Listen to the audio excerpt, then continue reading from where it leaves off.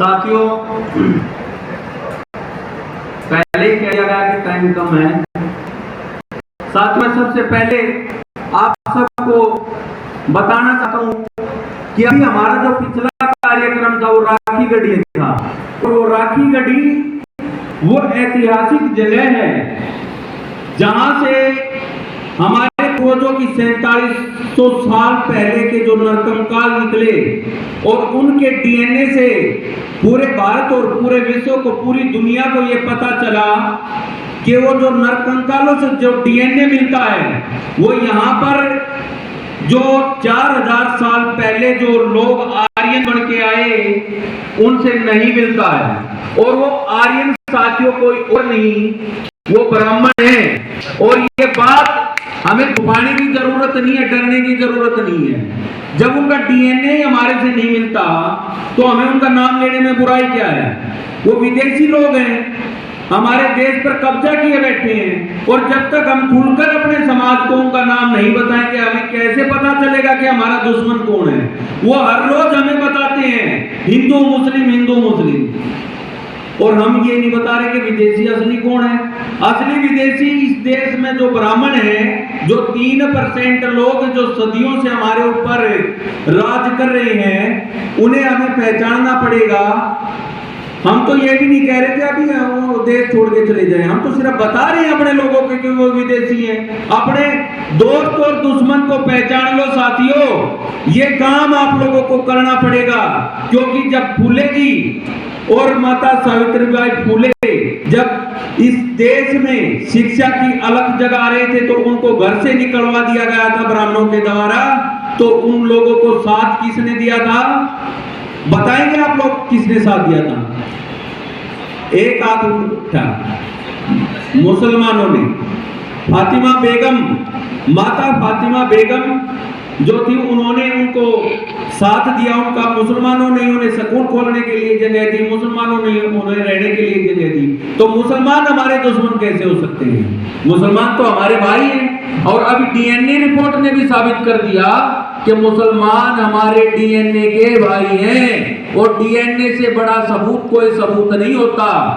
तो साथियों, उसके बाद जब साइमन कमीशन भारत में आया, साइमन कमीशन गो बैक के नारे इस देश में लगाए गए, आप सभी को पता होगा। लेकिन साइमन कमीशन क्या करने इस देश में आया वो आप लोगों को पढ़ाया ही नहीं गया। साइमन कमीशन गो बैक के नारे लगाए इस वक्तों ने, वो देशभक्त नहीं थे। जो लोग साइमन कमीशन गो बैक के नारे लगा रहे थे वो देशभक्त नहीं थे, वो अपनी जाति के भगत थे, वो ब्राह्मण भगत थे। उन्होंने, वो कोई देशभक्त नहीं थे, क्योंकि साइमन कमीशन का काम इस देश के जो दलित, पिछड़े, आदिवासी जो लोग हैं उनकी स्थिति को चेक करके और उनको हक अधिकार देने के लिए साइमन कमीशन भारत में आया था। और जो लोग उसके विरोधी थे वो आपके कैसे साथी हो सकते हैं? हो सकते हैं क्या? आप लोगों को हक अधिकार देने के लिए, ये सर्वे करने के लिए साइमन कमीशन आया था कि किस जाति के पास कितनी शिक्षा है, कितनी जमीन है, कितना धन है, ये चीजें चेक करने साइमन कमीशन आ रहा था। और उसको छोटू राम जी ने लाहौर में सबसे पहले स्वागत किया। और आज जाटों को ही हमारा दुश्मन बनाने की कोशिश करते हैं ये लोग। हमें ये बात अपने जाट साथियों को भी बतानी पड़ेगी और अपने बहुजन सभी साथियों को बतानी पड़ेगी कि जो लोग आप लोगों का विरोध करते हैं वो आपके विरोधी हैं। तो साइमन कमीशन का जो विरोध कर रहे थे वो लोग कौन थे? साइमन कमीशन का विरोध जो लोग कर रहे थे साथियों, वो भी यही 3% ब्राह्मण लोग थे। और यही लोग नहीं चाहते, हजारों सालों से आपके हक अधिकार मिले, ये लोग नहीं चाहते। उसके बाद 1990 में मंडल कमीशन आयोग की सिफारिशें वीपी सिंह लागू करने की घोषणा करते हैं, आप सभी को पता होगा। उसका विरोध किसने किया? बताओ किसने किया? अरे साथियों, हर बार आपके हक अधिकार जब मिलने की नौबत आती है, बारी आती है, तो उसका विरोध यही 3% ब्राह्मण लोग करते हैं। क्यों?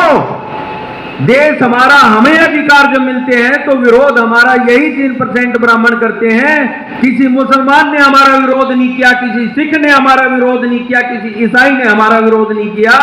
हमारा विरोध जो करते हैं यही 3% मनुवादी लोग, ब्राह्मण लोग करते हैं। तो हमारा असली दुश्मन कौन है बताओ?